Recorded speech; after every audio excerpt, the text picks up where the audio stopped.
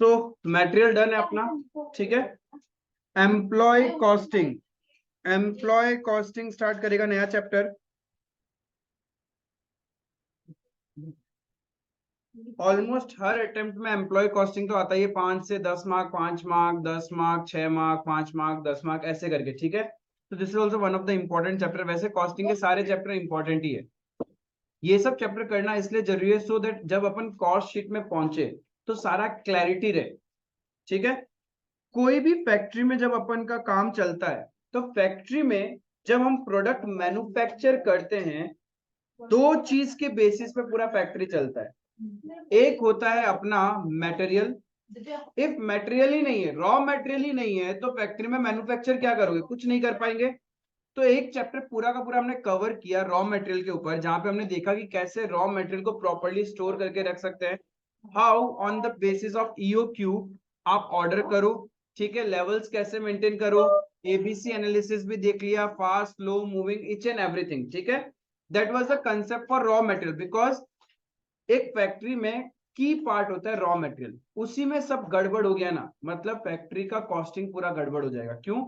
Raw material को अच्छे से केयर से हैंडल नहीं किया, रॉ मटेरियल महंगा खरीद लिया, तो आपका क्या होगा, एंड प्रोडक्ट महंगा होगा। एंड प्रोडक्ट महंगा होगा तो प्रॉफिट मार्जिन कम मिलेगा, प्रॉफिट मार्जिन कम हुआ तो एक मोमेंट आएगा जब बिजनेस लॉस में चला जाएगा। क्लियर है? तो मटेरियल वाज फर्स्ट चैप्टर। अब देखो सेकंड की एलिमेंट, मटेरियल अपने आप मशीन में तो जाएगा नहीं, उसको डालना पड़ेगा।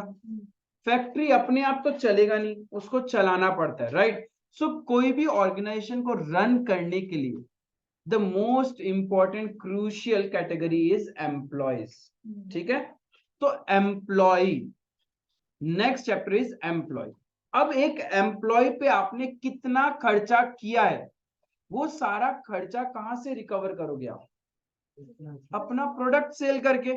कहीं ना कहीं, जैसे कि सपोज थम्स अप या कोका कोला अपना जो कोक बनाती है, उसके अंदर कोक बनने का जो इंग्रेडिएंट है सिर्फ उसका कॉस्टिंग नहीं होता, उसको बनाने के लिए जो लेबर लगा plus all the supporting cost उस जो प्रीमाइसेस एंड फैक्ट्रीज में लग रही है, वो भी तो ऐड करते हैं, तब जाके एक फाइनल प्रोडक्ट को बनाने का कॉस्ट प्राइस निकलता है।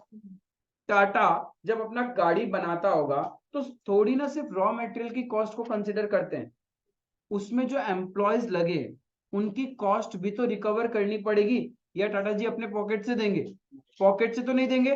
तो हमें एक प्रोडक्ट में कितना एम्प्लॉय कॉस्ट चार्ज करना है, ये सिखाएगा ये पूरा चैप्टर, ठीक है। प्लस एम्प्लॉय, ऑर्गेनाइजेशन में कुछ एम्प्लॉय ऐसे होते हैं जो डायरेक्टली मेरा प्रोडक्ट बना रहे होते हैं, और कुछ ऐसे होते हैं जो सपोर्टिंग रोल करते हैं। जो डायरेक्टली प्रोडक्ट बना रहे हैं यानी जो मैन्युफैक्चरिंग में एंडल्स है वो डायरेक्ट एम्प्लॉय है। फिर बाकी सारे जैसे gateman, cost accounting department, managers, इन लोग सब क्या है, सपोर्टिंग एक्टर्स है। बट उनका भी तो कॉस्ट लग रहा है ना, उनको भी तो हम सैलरी वगैरह दे रहे, तो उनका खर्चा भी तो रिकवर करना पड़ेगा प्रोडक्ट की कॉस्ट में ऐड करके, राइट। तो इस पूरे चैप्टर में आप सीखोगे कि एक एम्प्लॉय का कॉस्ट कैसे निकालते हैं, ठीक है। एक होता है total cost, but factory basis पे हम एम्प्लॉय का कॉस्ट विजुअलाइज एंड एनालाइज करते हैं आर्ली बेसिस पे, ठीक है। सपोज एक बंदा है, आपने उसको अपने घर पे फर्नीचर बनाने के लिए हायर किया है कि भैया मेरा फर्नीचर बना, वो बोलता है हम डेली आएगा दीदी, 8 घंटा ही काम करेगा, ठीक है, और डेली का हम आपसे 1000 रुपए लेगा। That's a normal wage rate कि हम पर डे का 1000 रुपीज लेगा, 8 आवर्स काम करेगा। तो आप 8 घंटा काम करने के लिए 1000 रुपए दे रहे हैं। बताओ सच में क्या वो 8 घंटा काम करता है क्या? नहीं करता है ना। कुछ तो उसका रेस्ट पीरियड भी चलता है, खाना वाना खाता है, वॉशरूम जाता है, वो सब भी तो करता है। जब वो खाना खा रहा है, वॉशरूम जा रहा है, उस टाइम क्या आपका वर्क चल रहा है क्या? वर्क तो रुका हुआ, लेकिन मीटर वो चालू है, पैसा तो पूरा 8 घंटा का ही लेगा ना। तो हमें क्या चाहिए, as a owner, as a entrepreneur, मुझे ये पता करना होता है एक्चुअल में उसने कितना घंटा काम किया इफेक्टिवली, और टोटल मैं जितना पे कर रहा हूं तो एक आवर के लिए मैंने कितना पे किया है, राइट। तो ये चैप्टर में हम लोग वो सीखेगा। प्लस अभी आपने बोला कि लंच ब्रेक होगा, वॉशरूम जाएगा, दिस इज अ नॉर्मल, कोई भी ऑर्गेनाइजेशन में कैसा भी लेबर हो ऐसा ब्रेक तो होगा ही होगा। बट कुछ ब्रेक होता है हमारी गलती से। सपोज आपने फर्नीचर बनाने के लिए दिया उसको, उसने एक दिन पहले बोल दिया था भैया फेविकॉल खत्म हो गया, फेविकॉल लाके दे देना, और आप नहीं लेके आए। अब वो खाली बैठा है क्योंकि उसको तो वुड को पेस्टिंग करना है या फिर माइका को पेस्टिंग करना है, आपने लाके दिया नहीं, ये आपके डिफॉल्ट की वजह से वो खाली बैठा है, राइट। इसको बोलते हैं एबनॉर्मल आइडल टाइम, इसको हम लोग कंट्रोल कर सकते हैं, राइट। या फिर वुड को कट करने के लिए मशीन चाहिए होता है, उसके लिए इलेक्ट्रिसिटी चाहिए, लाइट नहीं है, लाइट नहीं है, काम नहीं कर रहा, वो खाली बैठा है कि मशीन चलेगा नहीं, इसको भी आप बचा सकते थे इन्वर्टर या जनरेटर लगा के, क्लियर है, वो प्रोविजनिंग करते तो वो समय बच जाता ना। तो ये सारे सिनेरियोज अपने को इस चैप्टर में इवेलुएट करने, प्लस एक लेबर या एक एम्प्लॉय को सिर्फ हम वेजेस नहीं देते, और भी बहुत सारी बेनिफिट्स मिलती है।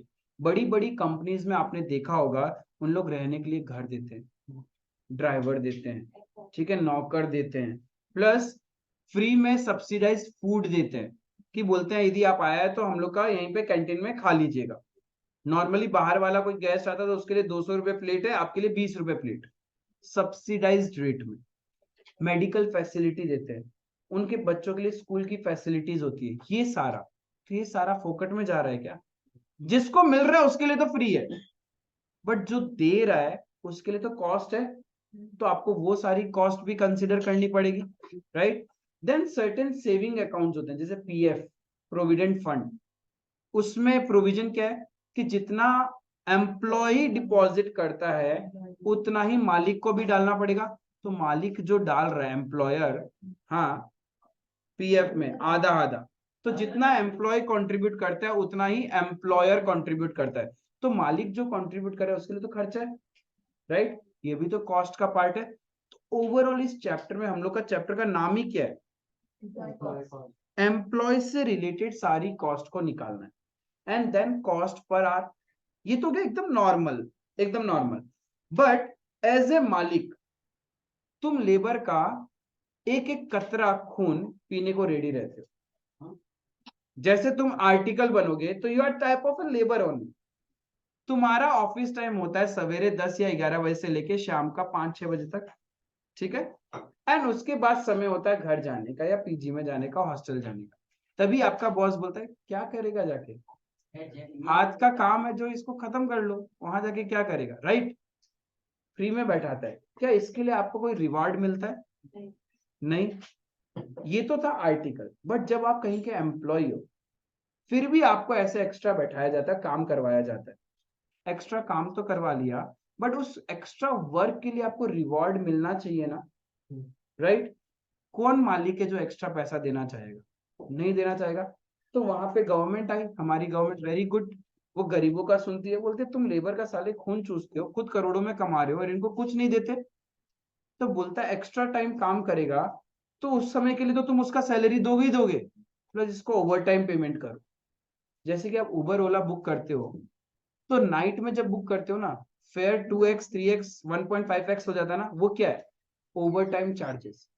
तो ओवर टाइम में पैसा भी ज्यादा मिलना चाहिए।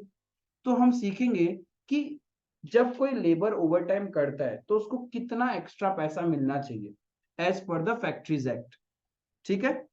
प्लस कुछ क्या होते हैं, एफिशिएंट स्टाफ होते हैं, एम्प्लॉयज होते हैं, वो मालिक के वफादार भी होते हैं, प्लस इतने ज्यादा एफिशिएंट होते हैं कि सपोज एक प्रोडक्ट को बनाने के लिए 6 घंटा चाहिए ना, उन लोग 3 घंटा या 4 घंटा में काम कर देते हैं, और हम पेमेंट करते हैं आर्ली बेसिस पे, जितना घंटा काम करोगे उतना पेमेंट मिलेगा। अब वो बंदा 6 घंटा का काम 4 घंटे में कर दिया, काम कितने घंटा किया, 4 आवर्स, पेमेंट मिलेगा उसको कितना, 4 घंटा का। तो जिसने इतना एफिशिएंसी दिखाया, क्या उसको कोई फायदा हुआ? नहीं। क्या वो एफिशिएंसी दिखाएगा नेक्स्ट टाइम से? नहीं दिखाएगा ना। तो इसी के लिए उसको क्या मिलना चाहिए, शाबाशी, बोलता है शाबाशी से पेट नहीं भरता मालिक, पैसा, रिवार्ड, रिवार्ड। तो there are certain certain person जिन्होंने मेथड्स बताया, जैसे हॉल से हो गया, रोवन हो गया, उन लोगों ने बताया जब कोई आपका एम्प्लॉय ऐसे आपकी ऑर्गेनाइजेशन का समय बचा रहा है तो उसको भाई एक्स्ट्रा पेमेंट करो ना सैलरी से। तो वो हम लोग वहां पे बोनस देना सीखेंगे। क्लियर है कि किस बेसिस पे बोनस। अब यदि आपने बोनस भी अच्छे से सेट नहीं किया तो कोई एम्प्लॉय हो सकता है जानबूझ के बोनस कमाने के लिए आपके प्रोडक्ट का क्वालिटी खराब कर दे। फटाफट फटाफट काम करने के चक्कर में कि हमको तो सैलरी भी मिलेगा बोनस भी मिलेगा, इससे क्या होगा आउटपुट खराब हो जाएगा। तो there is a certain method जिससे क्या होगा हम ऐसा बोनस डिसाइड करेंगे, ऐसा लेवल डिसाइड करेंगे टाइम का कि कुछ भी कर लो उससे ज्यादा तो बोनस उसको मिलेगा नहीं कितना भी एफिशिएंट वो बन जाए। दैट्स द ओवरऑल सिनेरियो इस चैप्टर में आप लोग कवर करो। ठीक है, समझ में आया क्या पढ़ना है? एम्प्लॉय समझ में आया कि अब हम इस चैप्टर में पूरा फैक्ट्री के एम्प्लॉय के बारे में सोचेंगे। और फैक्ट्री में दो ही कैटेगरी ऑफ एम्प्लॉय, एक है जो मेरा प्रोडक्शन का काम कर रहा है, एक मेरे सपोर्टिंग एक्टर्स। ठीक है, डायरेक्टली रिलेटेड और जो डायरेक्टली रिलेटेड नहीं है। एम्प्लॉय को क्या देना है? सैलरी प्लस अदर बेनिफिट्स, तो वो उसका कॉस्ट का हिस्सा बनेगा। एक्स्ट्रा काम करेंगे तो ओवर टाइम देना है। ठीक है, एंड एफिशिएंट काम करेंगे तो क्या देना है? बोनस रिवार्ड देना है। तो यही पूरा चैप्टर है, इससे ज्यादा इस चैप्टर में कुछ भी नहीं। समझ में आया? और ये जो कॉस्ट हम यहां निकालेंगे, this cost will be added to our final product, ताकि हम उस प्रोडक्ट का टोटल कॉस्ट निकाल सकें। ठीक है, तो सबसे पहले एज यूजुअल जैसे अपन करते हैं कि इस पूरे चैप्टर के अंदर में क्या क्या पढ़ना है, क्या क्या समझना है। स्टडी मैट का कौन सा क्वेश्चन रेलिवेंट होगा, कंपाइलर का कौन सा क्वेश्चन रेलिवेंट होगा, ये पूरा लिख के रखो।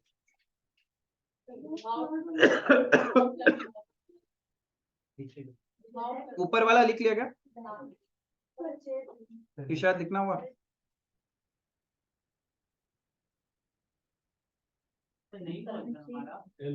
क्या क्या बोला? कहाँ गया? लिख लो ना, आस पड़ोस वाला पे लिखा गया। Meaning of employee, employee cost, idle time, इसके बारे में समझना।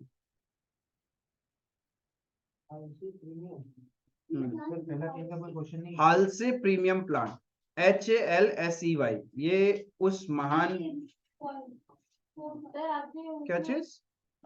Point number 4, effective working hours and calculation of effective hourly rate cost.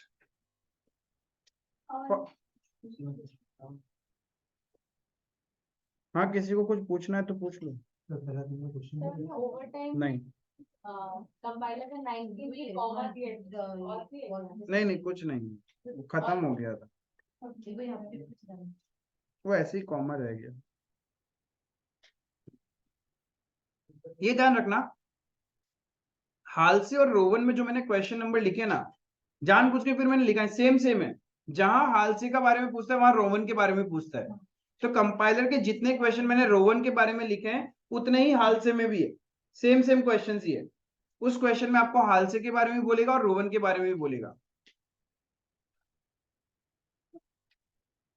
क्या करें?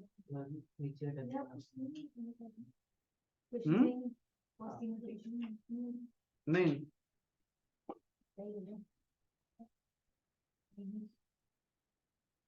डेड।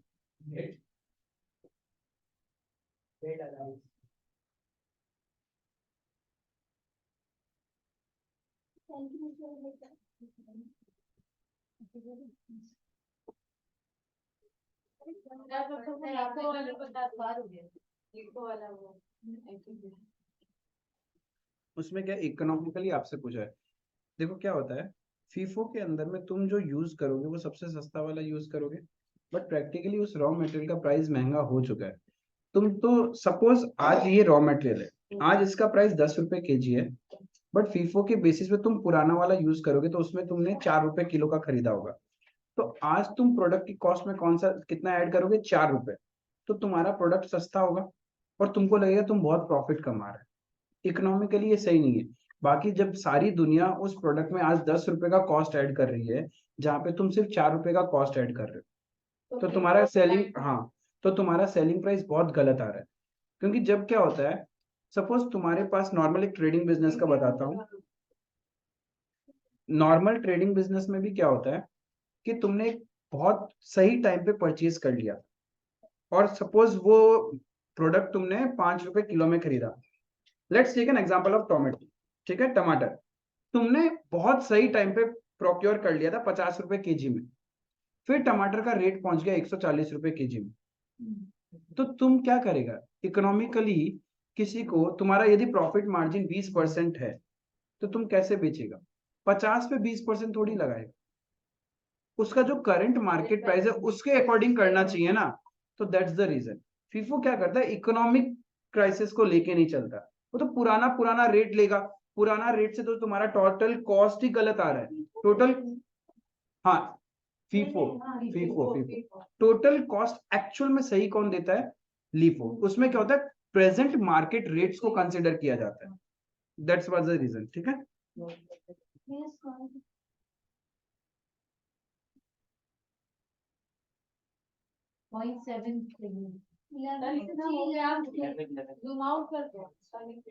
लिख रहे हैं तो बाकी लोग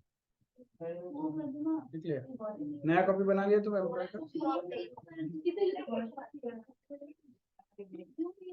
यार चैप्टर के लिए एक एक छोटा छोटा कॉपी बनाएगा, टोटल 15 कॉपी बनेगा।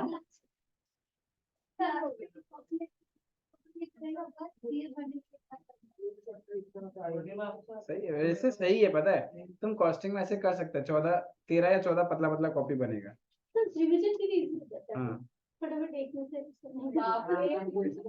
अरे इसके लिए बाद में जब ढूंढ नहीं पाएगा बस इधर इधर।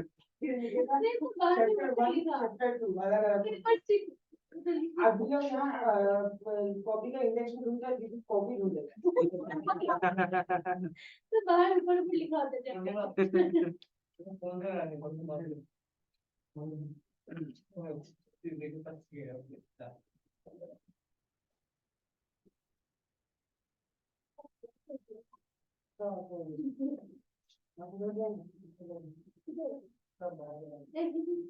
In which of the following methods issues of materials are priced and predetermined? Standard method होगा, स्टैंडर्ड प्राइस। और क्या क्या ऑप्शन है? Replacement price method, market price method, decided price method और स्टैंडर्ड प्राइस। हाँ, जो स्टैंडर्ड प्राइस डिसाइडेड है। Premium plan और 50% है, नाम एक ही है। हाल से प्रीमियम प्लान बोलो और हाल से 50% प्लान बोलो, बात एक ही है। हाल से एक मनुष्य का नाम है जो बहुत ही विद्वान थे, जिन्होंने कुछ फॉर्मूला सजेस्ट करके गए कि आप अपनी फैक्ट्री में ये लगाओगे तो इससे आपके एम्प्लॉय को ज्यादा बोनस नहीं मिलेगा, अच्छा एफिशिएंसी काम करोगे तो उसको उतना ही मिलेगा। जैसे कुछ लोग होते हैं ना, काम चोर, जो 5 घंटा का काम 2.5 घंटा में कर लेंगे तो उनको लग रहा है बोनस मिल रहा है, तो बोलते हैं और जल्दी कर ले। कितना ही जल्दी कर लो, एक टाइम फिक्स कर दिया उसने उस फॉर्मूले में कि उससे जल्दी करोगे भी ना तब आपका प्रीमियम या बोनस कम होता जाएगा, बढ़ेगा नहीं। तो वो एक है। हालसे जी बहुत बड़े महान विद्वान व्यक्ति थे। हाँ, हाल से हंसले नहीं।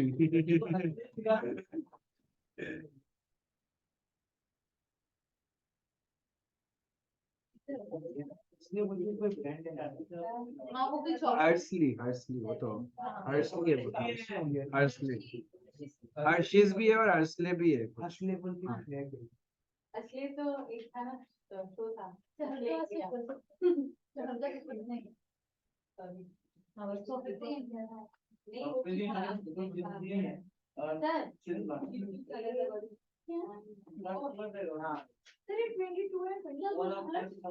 क्या क्या 22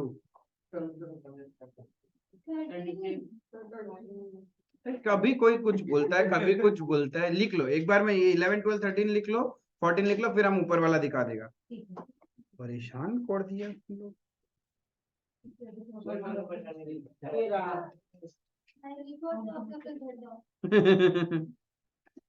नहीं नहीं, आप ज्यादा नहीं पढ़ाएगा, 2 पेज पढ़ाएगा, ज्यादा नहीं। वही है।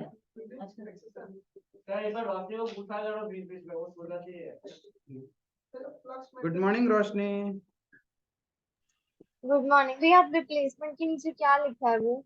Separation method. और वो नीचे वाला एच है या एस है, हक्स है या फ्लक्स है? Flux, flux FLUX. हाँ FLUX बोलो।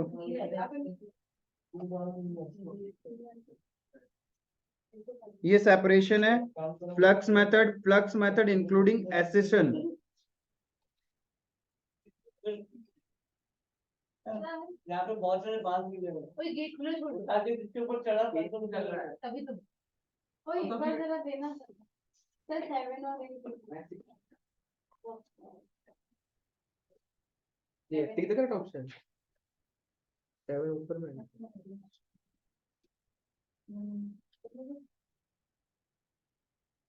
अपसाइड राइट फ्लक्चुएट्स सबसे ज्यादा वेटेड है average moving average inflated price. Upside result सबसे घटिया इन्फ्लेटेड वाइड के मूविंग एवरेज प्राइस तो कौन सकता है मूविंग एवरेज प्राइस क्या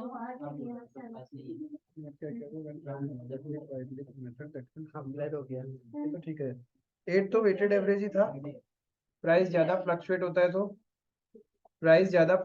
है तो हम लोग का सबसे बेस्ट रहता है वेटेड एवरेज। पॉइंट नंबर 8 का 8 तो वेटेड एवरेज ठीक ही किया तुमने, क्योंकि हमने लिखा भी था अभी लास्ट एक क्वेश्चन प्रैक्टिकल नंबर 9 के, तो वहां कंक्लूजन लिखा ना कि जब ज्यादा प्राइस फ्लक्चुएट होता है तो हमें वेटेड एवरेज को यूज करना चाहिए। हाँ that cancel out our everything. और यहाँ पे ये एब्सर्ड का तो सिंपल एवरेज वो यहाँ है नहीं ना, प्राइस बहुत ज्यादा चेंज हो रहा है। सिंपल एवरेज मतलब एवरेजिंग कर लेंगे।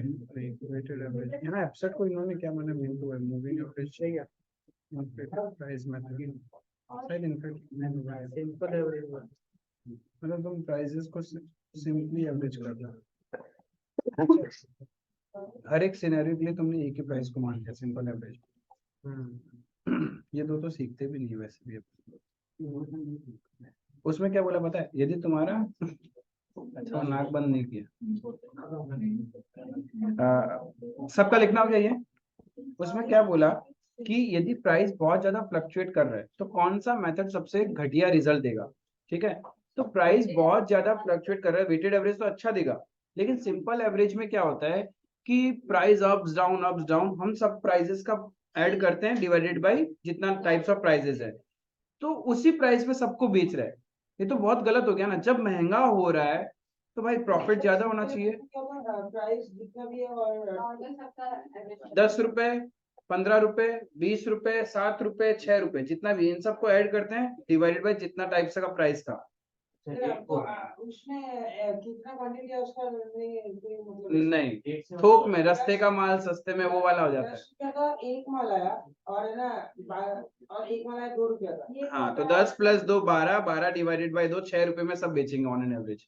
थोक में लगा देंगे 6 रुपए में। This is the simple average. वो तो है ही नहीं, मूविंग एवरेज अपना उसमें ही नहीं, और इन्फ्लेटेड प्राइस काम ही नहीं आएगा। एब्सर्ड का मतलब सबसे घटिया। ये डन है, लिख लिया सब कोई। अब सुनो मेरी बात कि हमने देखा कि दो तरह का एम्प्लॉयज होता है। एक कौन, जो डायरेक्टली इन्वॉल्व है प्रोडक्शन प्रोसेस में, उसको हम लोग बोलते हैं डायरेक्ट एम्प्लॉय। एंड बाकी जितने भी सपोर्टिंग एक्टर्स है हमारी फैक्ट्री के, उसको हम लोग बोलेंगे indirect employees. Example factory gateman, manager of cost accounting department, वो सारे मेरे इनडायरेक्ट एम्प्लॉयज है। ठीक है, कैंटीन में काम करने वाला वो भी इनडायरेक्ट एम्प्लॉय है। क्लीनर जो फैक्ट्री का क्लीनिंग वगैरह करता है वो भी हमारे लिए इनडायरेक्ट एम्प्लॉय है। डायरेक्ट एम्प्लॉय का कॉस्ट आप पता कर सकते हो, क्योंकि उसने जितना घंटा काम किया उस बेसिस पे हम पे करते हैं। बट इनडायरेक्ट एम्प्लॉय का कॉस्ट कैसे पता करेंगे? सुटेबल बेसिस फाइंड आउट करना बहुत टफ होता है इनडायरेक्ट एम्प्लॉय के केस में। ठीक है, क्योंकि उस कितना रुपए प्रोडक्ट के लिए चार्ज करे प्रॉब्लमेटिक है। तो इनडायरेक्ट एम्प्लॉय में कॉस्ट बाइफर्केशन बहुत टफ है। Whereas in case of direct employee वो तो डायरेक्टली एंगेज्ड है, तो हमें पता रहता है कि कितना घंटा काम किया प्रोडक्ट बनाने में, उतना कॉस्ट चार्ज कर दो प्रोडक्ट में। क्लियर है? तो ये मेजरली डिफरेंस होता है डायरेक्ट एम्प्लॉय और इनडायरेक्ट एम्प्लॉय में। अभी हमने बात किया कि कॉस्ट, ये जो कॉस्ट है जो प्रोडक्शन में लगा हुआ एम्प्लॉय है उसको जो आप पेमेंट करते हो वो बोला जाता है कॉस्ट ऑफ प्रोडक्शन या कॉस्ट ऑफ गुड्स प्रोड्यूस्ड, उसमें ऐड होगा। बाकी जितने भी एम्प्लॉयज है आपकी फैक्ट्री के अंदर में, उसको जो आप पे करते हो वो भी कॉस्ट है, बट उसको बोला जाता है इनडायरेक्ट एक्सपेंस। क्या बोला जाता है? Indirect. That's why it is termed as overheads. Factory के जितने भी इनडायरेक्ट खर्चे हैं जो डायरेक्टली प्रोडक्शन में नहीं लग रहे, उसको हम लोग बोलते हैं इनडायरेक्ट एक्सपेंस। उसी को और एक वर्ड बोला जाता है ओवरहेड्स। क्या बोलते हैं?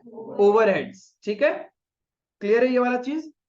अब आपको किसी एम्प्लॉय को पेमेंट करना है, कैसे पे होता है? कोई मुझे प्रोसेस बता सकता है कि एक ऑर्गेनाइजेशन में पेमेंट कैसे होता है? नहीं, किस बेसिस पे आप लेबर का कैलकुलेशन करोगे कि इतना पेमेंट करना है? कुछ सर्टेन, हर चीज के लिए डिफरेंट डिफरेंट डिपार्टमेंट्स होती है बड़े बड़े कंपनी में। तुमको कहीं पे जॉब चाहिए ना, तो तुम जॉब कैसे लेगा? पहले हमको ये बताओ। एचआर डिपार्टमेंट को मेल करेगा अपना सीवी, फिर एचआर डिपार्टमेंट तुम्हारा इंटरव्यू कंडक्ट करेगा, एक्सपेक्टेशन पूछेगा, एंड वो इवेलुएट करेगा are you the suitable person for the organisation, कि जिस जॉब के लिए तुमको अपॉइंट किया जा रहा है क्या तुम उसके लिए फिट बैठते हो? क्या फिट बैठते हो तो वो तुमको अपॉइंट कर लेगा, और अपॉइंटमेंट के टाइम आपको अपॉइंटमेंट लेटर दिया जाएगा और आपको बताया जाएगा कि इतना रुपए पर मंथ सैलरी मिलेगा, इतना आपका पीएफ का पैसा कटेगा, इतना आपका इंश्योरेंस का पैसा कटेगा, इतना आपको हाउस रेंट अलाउंस, ये सारा चीज बाइफोकेट करके बता देगा एचआर। ठीक है, और एचआर ये पूरा लिस्ट, कितना एम्प्लॉयज को नया हायर किया, कौन पुराना है, फिर किसने कंपनी को छोड़ दिया, ये सारा डेटा वो मेंटेन करता है। तो किस एम्प्लॉय को कितना सैलरी देना है वो एचआर के पास में। अब एम्प्लॉय को तुम लोग को हायर कर लिया, अब तुम लोग क्या करेगा? काम करेगा फैक्ट्री में। तो फैक्ट्री में जितना काम करेगा उतना ही तो पैसा मिलेगा। छुट्टी मार लिया, फाकीबाजी कर लिया, या फिर खाली बैठा है, तो उसका पैसा तो देगा नहीं। तो ये सब के लिए और एक बंदा चाहिए फैक्ट्री में, वो होता है टाइम कीपिंग डिपार्टमेंट। वो क्या करता है? नोट डाउन करता है कि कितना समय में आप फैक्ट्री में घुसा, कितना आवर्स का आपका काम रहा, कितना बजे आप वापस निकला, कौन सा दिन नहीं आया, कौन सा दिन आया। ठीक है, वो सारा। अब टाइम कीपिंग डिपार्टमेंट भेज देगा किसको? एचआर का काम हो गया। एचआर ने शीट बना दिया कि इस कैटेगरी ऑफ एम्प्लॉयज को इतना सैलरी मिलेगा, बी कैटेगरी वाले एम्प्लॉयज को ऐसा ऐसा सैलरी देना है, ये एचआर को पता है। टाइम कीपिंग वाले को तो पता ही नहीं कौन सा ए कैटेगरी वाला है, कौन सा बी कैटेगरी का है। वो तो जस्ट टाइम नोट डाउन करता है कि कितना आवर्स उसने काम किया, फिर कौन सा डेज में वो फैक्ट्री में आया है, राइट? तो टाइम। और एक डिपार्टमेंट होता है पेरोल डिपार्टमेंट, जो सैलरी बनाता है कि एक एम्प्लॉय को एक्चुअल में उस मंथ के लिए कितना सैलरी मिलना चाहिए। अब उसको तो पता नहीं ना कि वो एम्प्लॉय ए कैटेगरी का या बी कैटेगरी का, तो वो पहले एचआर वाले से पूछता है कि भाई बताना, ये जो एम्प्लॉय कोड है इसका कितना बेसिक सैलरी कितना देना था पर मंथ, राइट? उसका पीएफ कितना है, इंश्योरेंस कितना है, हाउस रेंट अलाउंस कितना है, वो बता मेरे को। तो पेरोल डिपार्टमेंट उससे पूछता है। फिर वो पूछता है टाइम कीपिंग वाले से, बता तो कितना घंटा काम किया उसने, कितना दिन वो एब्सेंट था, राइट?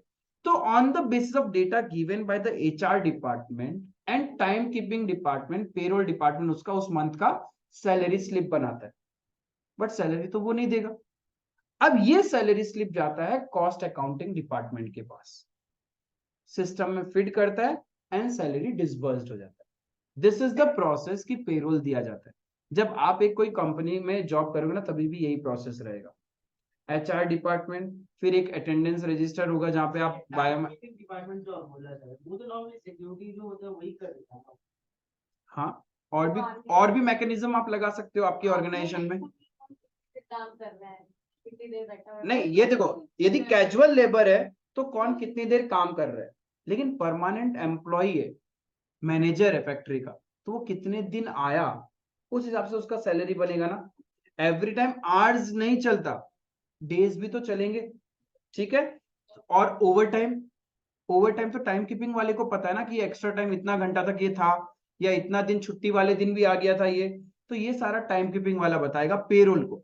और payroll on the basis of data obtained from HR department कि ये किस स्लैब में फॉल करता है, फिर वो क्रॉस मल्टीप्लाई करेगा टाइम कीपिंग डिपार्टमेंट से, एंड उसका एक मंथ या एक पर्टिकुलर डे का वेजेस एंड सैलरी बना देगा। एंड वो वेजेस एंड सैलरी जाता है कहां पे?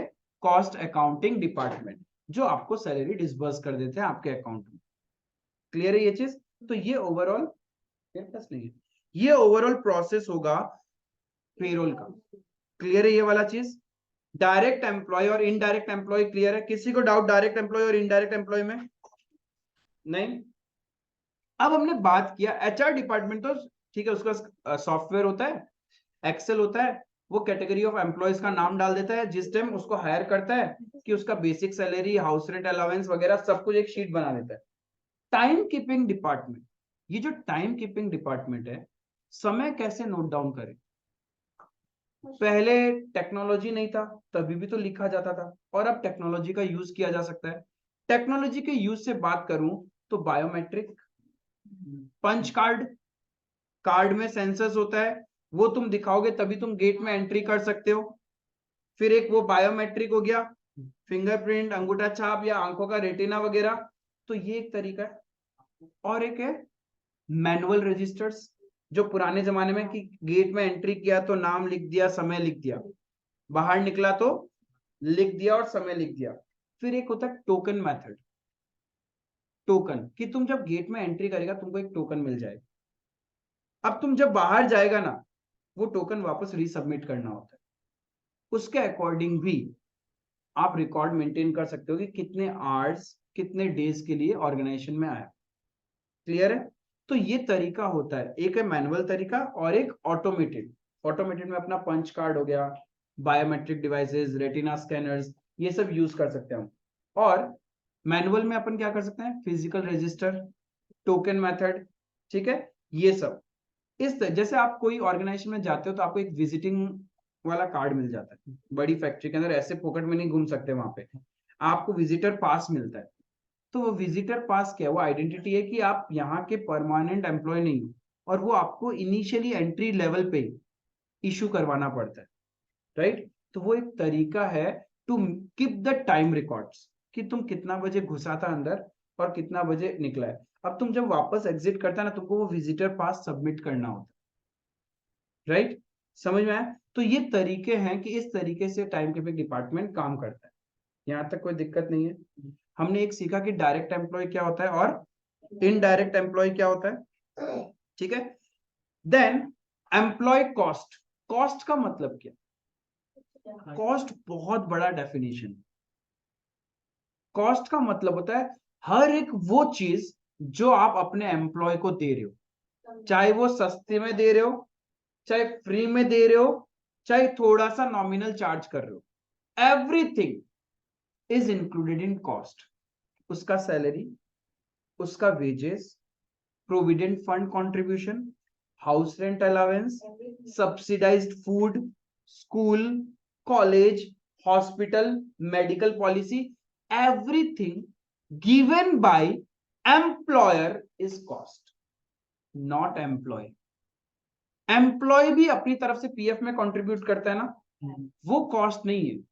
मालिक का नजरिया देख रहे हैं हम लोग यहाँ पे, फैक्ट्री के ऑनर के पॉइंट ऑफ व्यू सोच रहे हैं ना, तो फैक्ट्री का ऑनर जो जितना चीज देता है अपने एम्प्लॉय को, कोई भी फैसिलिटी हो, that will be considered as cost, क्योंकि उसके लिए तो पैसा लग ही रहना। चाहे उसने क्या बोला कि मेरी फैक्ट्री में जो भी काम करेगा उसको घर से हम पिकअप करेगा और शाम को घर छोड़ देगा, कन्विंस, लेकिन इसका पैसा तो लग रहा है ना, तो that is a cost for the owner. समझ में आया एम्प्लॉय कॉस्ट? तो यानी हर वो चीज जो एम्प्लॉयर एम्प्लॉय को देता है, चाहे उसके लिए पैसा दो या फिर विदाउट इन काइंड में कुछ करके दो, एवरीथिंग इज कॉस्ट। चाहे नॉमिनल भी चार्ज करेगा, that is also a cost. आई बात समझ में? मीनिंग ऑफ एम्प्लॉय क्लियर है?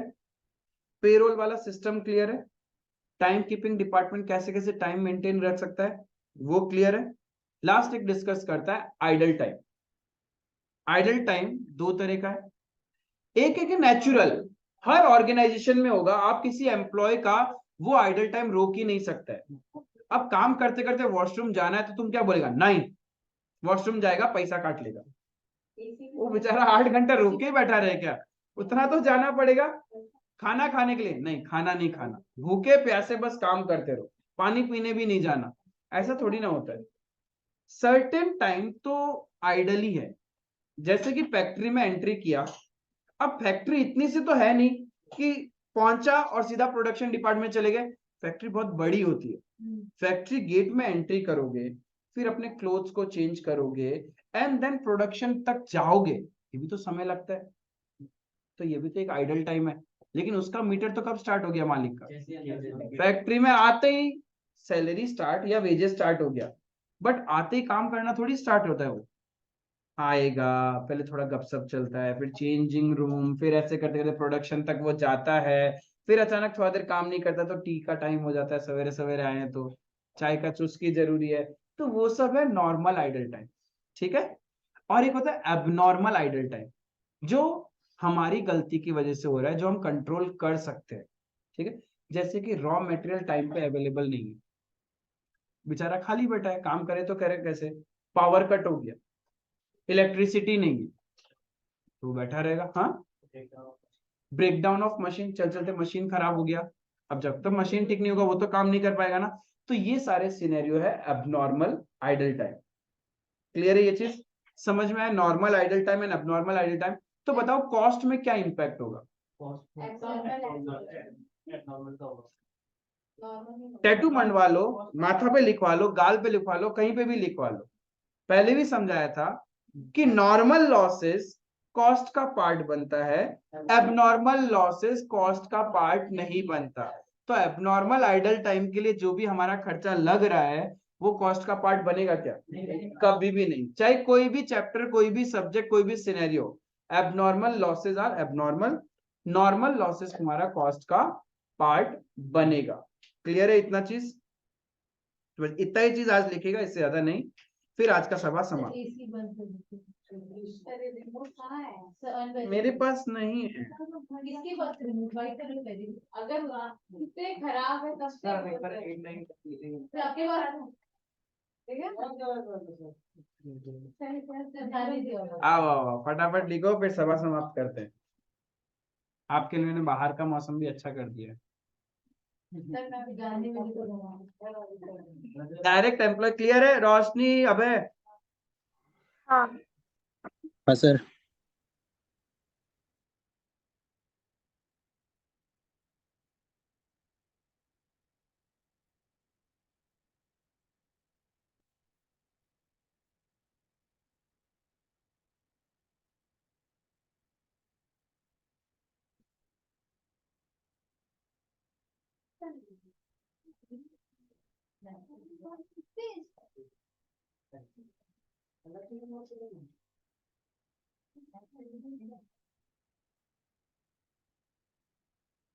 तो डायरेक्ट एम्प्लॉय करना है, employees which are directly engaged in the production process, और इनडायरेक्ट हो गया not directly engaged in the production process, in simple supporting actors. Cost can be easily identified and allocated to the product. उनका तो पता ही चलता है कि काम कर रहा है, लेकिन बाकी का तो पता नहीं कर सकते ना कि कब काम कर रहे हैं कब नहीं कर रहे हैं। तो cost is apportion on some suitable basis, कुछ ना कुछ बेस लेके हम लोग उसको बांट देता है खर्चे को।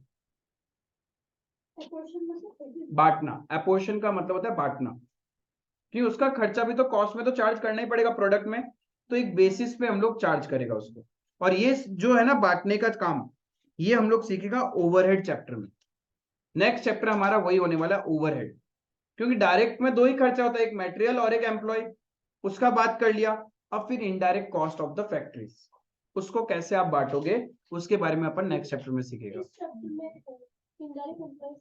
नहीं, इस चैप्टर में हम लोग डायरेक्ट एम्प्लॉयज के बारे में बात कर रहे हैं, बिकॉज दोनों इनडायरेक्ट इनडायरेक्ट, हाँ सारे इनडायरेक्ट खर्चे, चाहे इनडायरेक्ट मटेरियल है, चाहे इनडायरेक्ट एम्प्लॉय है, और इनडायरेक्ट अदर एक्सपेंसेस, वो सारे इनडायरेक्ट खर्चे आ जाएंगे ओवरहेड्स में। और डायरेक्ट एम्प्लॉय का खर्चा तो जैसे जैसे प्रोडक्ट बनाएगा वैसे वैसे बढ़ेगा, और प्रोडक्ट बन ही नहीं रहा तो उसका कॉस्ट भी नहीं लगेगा हमारा। लेकिन इनडायरेक्ट एम्प्लॉय का तो फर्क ही नहीं पड़ता। अब फैक्ट्री गेटमैन का सैलरी रुक जाएगा क्या, प्रोडक्ट बनाओ चाहे नहीं बनाओ, तो it may not vary with the level of output.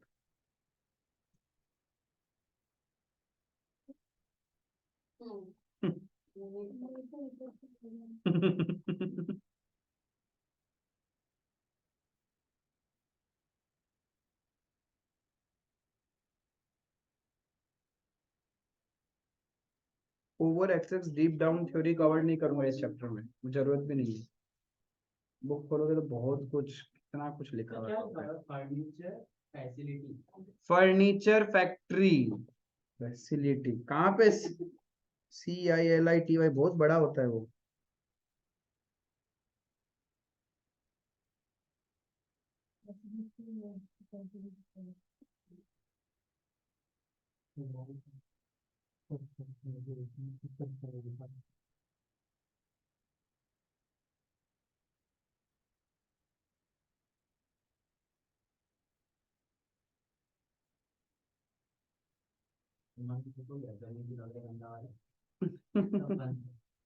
हाँ अब ठीक है, थोड़ा सा भूलो सब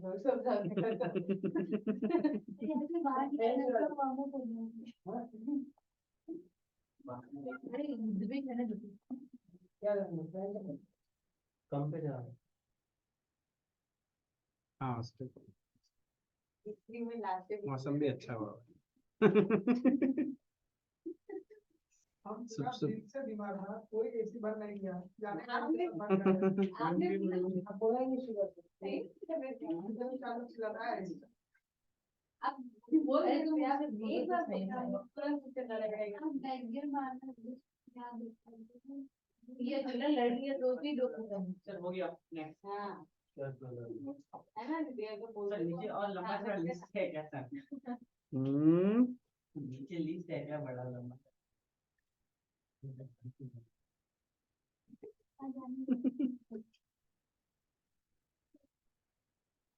तो फिर तुम्हारा हाँ ये तो स्टैंडर्ड है कहाँ रह गया?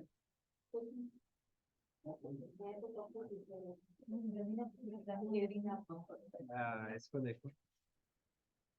चेहरा देखे लग रहा है मुझे मम्मी ने मैं भी थी ना किसमें थी मैं मारिया न्यूजीलैंड में तो मैं ऐसे ही बैठी होती थी न्यूजीलैंड पूरा यार और पता है तब फिर में जो बाइडो वगैरह थी ना वो लोग सब लोग मेरे लिए छोटी सी बाइक लेके आए थे मैं कितना छुट्टी होने के बाद में मैं अकेले वो बाइक में factory gateman, store keeper etcetera.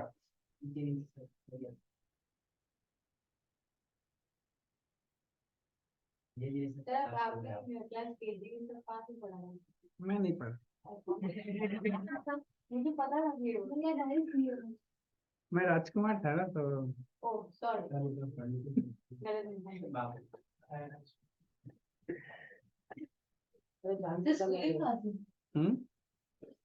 बचपन में राजस्थान 3 तक, फिर 4 से 10 तक यहाँ, का क्या था फिर से बाहर वापस राजस्थान। नदियाँ पार करके जाते थे एकदम पार नीचे ये नीचे बनाने की क्या हाँ ओए बॉडी फिर तो और नीचे करिए ना। मच्छर लोग भाई पेमेंट प्रोसीजर लिखना है। हाँ चल मैं जूम आउट कर रही खराब बात है हाँ, ठीक है। अरे यार ये चलेगा। तो ये चार्ट एकदम ही थोड़ा सा खींचो ना सर, थोड़ा सा। थोड़ा सा कोई बोल रहा है जूम आउट जूम इन। भगवान, सर अब आदत है सब चीजों की सर फर्नीचर फैक्ट्री है, फिर आप स्लेट्स दिए। पर्दा से प्रॉब्लम हो रहा है। हाँ, दिख नहीं रहा होगा। दिख रही हो ना सर फर्नीचर फैक्ट्री के मतलब क्या है? क्या चीज? Example employees making the furniture. उसका मतलब फर्नीचर फैक्ट्री का बात क्या है? कुछ नहीं लिखा रहे, वो ऐसे ही किया है, ये कुछ नहीं है, ऐसे है ये, कुछ लिखा थोड़ी ना है। बट उसमें सब चीजों लगी खराब हो गया मेरा लिखा सबको मैच करके मैं ये पहले भी भेजा था, नहीं लिखा है पहले भी तो भेजा था। तब भी लिखा था बट टॉपिक नहीं मिला सोचो आपको कैसे मिलेगा, हर चैप्टर के लिए एक कॉपी है। और है सर क्या नीचे? ना फोटो भेज दे ग्रुप में Have questions? No, no, no, no, no. ये सही है, लिखवा दीजिए अदरवाइज फिर लिखवा इसका तो हाथ में लिखवा करने दीजिए।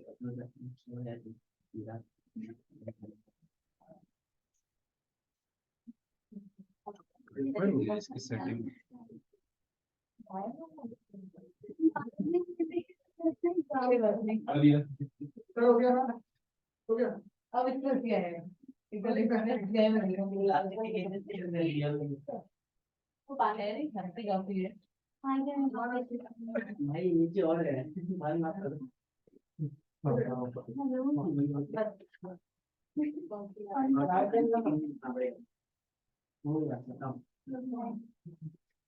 यहाँ पे सर वो क्या है पेरोल भी करनी जो सैलरी स्लिप बनाता है और जो डिसबर्स करता है वो होता है कॉस्ट अकाउंटिंग डिपार्टमेंट।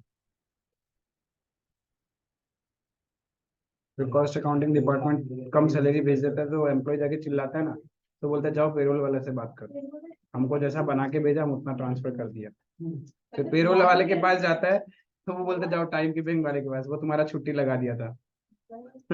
फिर तो जो मैनेजमेंट ये लोग को दे रहा है इस तरीके से होता है। जो फायर फाइटिंग में भी कॉस्टिंग में हम लोग दे देगा कि पहले रॉ मटेरियल पड़े फिर उसको जो बनाने में अक्सर एम्प्लॉय वो पड़ जाएंगे के सारे हाँ ऐसे करके पूरा चैप्टर। इसीलिए तो आईसीआई ने क्या किया, आपके फाइनल से कॉस्टिंग हटा दिया, क्योंकि आप जो इंटर लेवल में कॉस्टिंग सीखते हो ना, बहुत कुछ सीख लेते हो, एक फैक्ट्री में जो होना है वो सारी चीजें सीख लेते हो, बोलता फाइनल में कुछ बचता नहीं है। फिर उन लोगों ने क्या किया, कुछ समय तक तो खींचा उस सब्जेक्ट को, और क्या करने लगे, प्रैक्टिकल हटा के थ्योरी डालना शुरू कर दिया। नाम का प्रैक्टिकल सब्जेक्ट है बट इतना गंदा गंदा थ्योरी भयंकर डालने लगे, बच्चे को हालत खराब हो जाती है। बोलते हमारे पास भी कंटेंट नहीं, छोड़ो हटाए देते हैं सब्जेक्ट को। इट्स मोर देन एनफ, जितना एक कॉस्टिंग सीखना चाहिए उतना आप इंटर लेवल में सीख लेते हो, इसलिए उन लोग फाइनल से हटा दिए सब्जेक्ट ही। से नीचे नहीं स्टैट्यूटरी बॉडी पीएफ का पैसा कहाँ डालेगा, ईएसआई का पैसा कहाँ डालेगा, टीडीएस का पैसा कहाँ डालेगा, समझ गया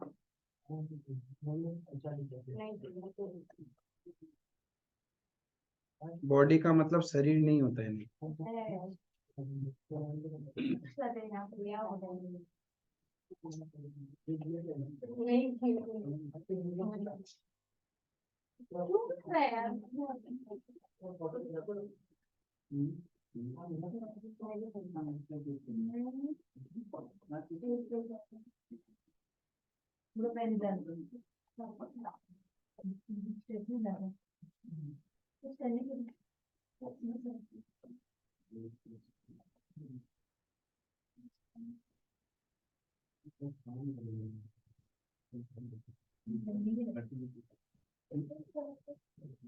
क्या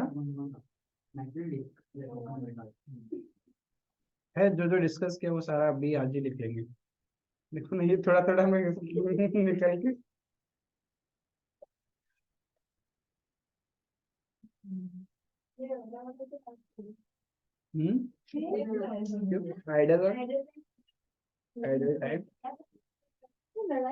क्यों कराया था बोलता है, काम आता है इसलिए कराएगा। हम लोग डबल मेहनत और करें एक बार लिखा फिर आपको याद नहीं है लेट पे तो चालू किया था आधा घंटा, बस खत्म ही है, थोड़ा सा तो लिखना है आप लोग को, फटाफट लिखो and you can do it.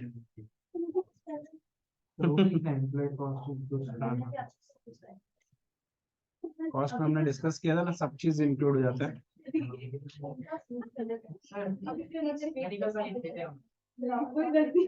कहाँ जाएगा तू ऑफिस? नहीं ऑफिस नहीं जाऊंगा काम कर दो बैठे ऑफिस में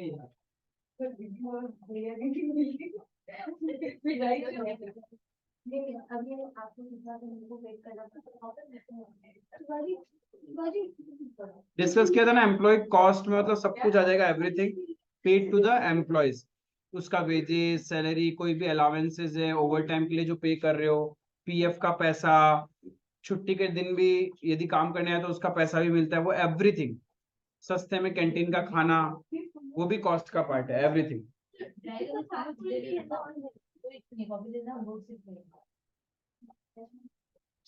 क्या हुआ, मैं क्या किया? अरे तो घुमाओ कर दो। हाँ ठीक है, रहने दो। चुप हो गया। कोई बात नहीं, I love dog.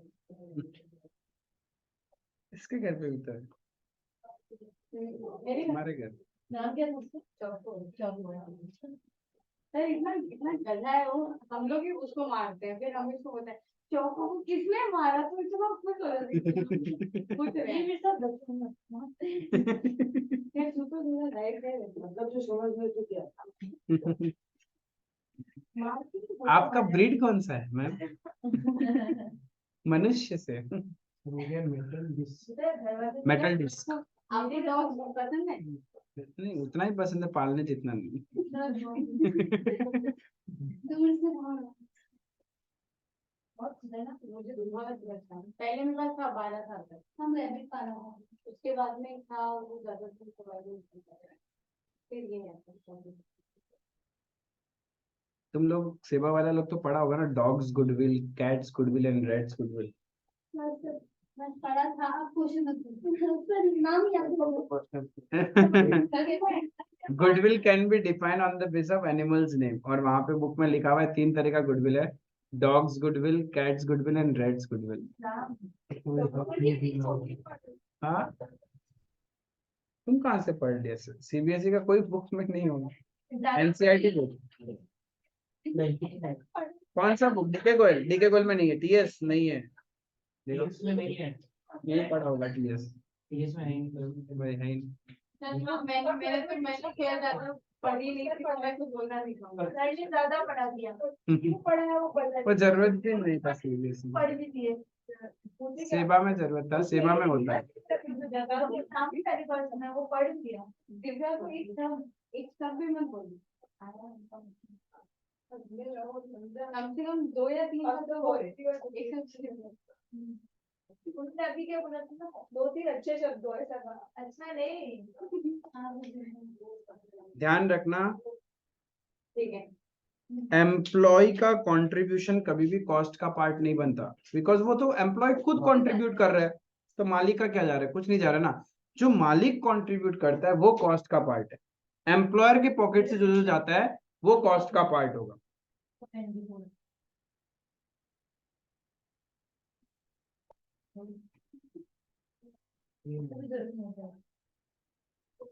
इवन जो मालिक जी अड्डा, प्लेबॉय और वहां पे पार्टी देता है वो भी कॉस्ट का पार्ट है। हाँ पैसा तो जा ही रहा है, रिकवरी करेगा या नहीं करेगा? बड़े बड़े एम्प्लॉयर्स क्या करते हैं, अपने सीनियर एम्प्लॉयज को बड़ी बड़ी जगह पार्टीज देते हैं ना, वो भी कॉस्ट का पार्ट है। कहीं से तो रिकवर करेंगे, कहाँ से करेंगे? कस्टमर से वो पैसा। एक और ला लो। शायद नहीं किया मेरे भाई, ये लगा तो मेरा है। अरे पता नहीं, मुझे कुछ नहीं पता। तीन सौ चार में।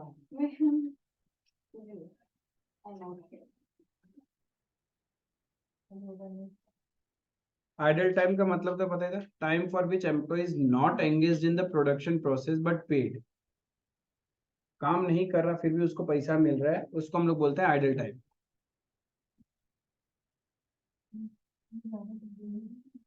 नीचे कीजिएगा, किधर नीचे? और नीचे, ऊपर नहीं, बस इतना ही है। नहीं ये तो नॉर्मल आइडल टाइम है। मतलब अभी की देख, नहीं अब नॉर्मल भी लिख लेगा ना आज ही। एक नहीं लिखा है, दूसरा नहीं। आज तो जाने ही देते हैं, चल अच्छी कर रहा है। हम लोग उठा आप के ले गए, जितना दूर जाएगा वहां से उठा के लेके आएगा। फोटो खींचो और जाओ, पहले बोलो खींचो फोटो,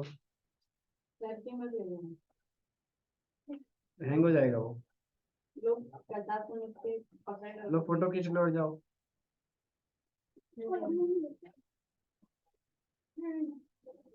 लो सर नॉर्मल लिख रहा है सर नॉर्मल लिख रहा है। ले लिया फोटो, उतना ही पढ़ा, जितना पढ़ा उतना लिखना जरूरी है।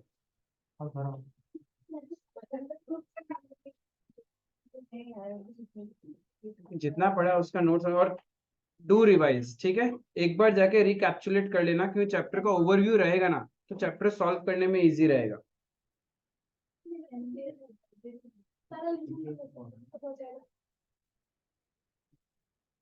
सर ये सब हम लोग ने उसमें पढ़ा है टैक्स टैक्स में सब कुछ टैक्स का ही, हाँ, एवरीथिंग।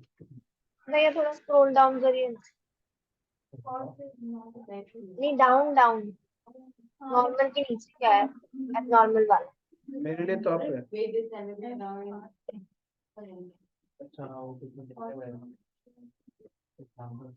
कहाँ तक पहुँच गए? पॉइंट नंबर 8 था free medical facility etcetera. Student costing की अंदर इंटरवल बिटवीन टू जॉब्स